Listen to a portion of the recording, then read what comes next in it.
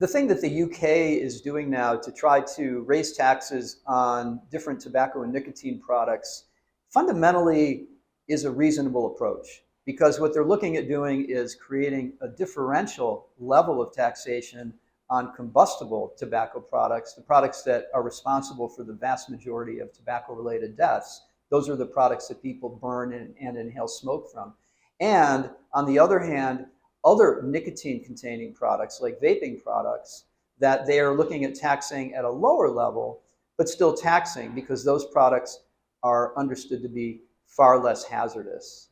The concern in what the UK is doing right now is that they may be going too far in the taxes that they're looking to raise on vaping and other alternative nicotine products.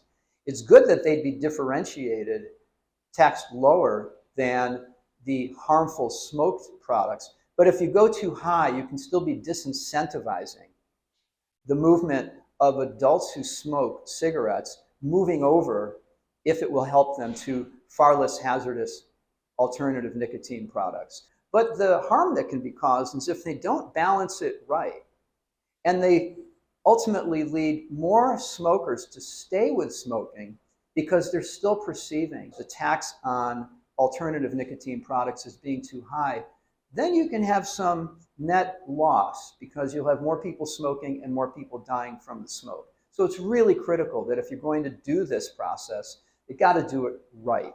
Ultimately, optimally, they would quit everything, of course. But for those who don't quit, you really do want to help them move as far down the so-called continuum of risk as possible so that they can reduce their chance of getting very sick and dying prematurely.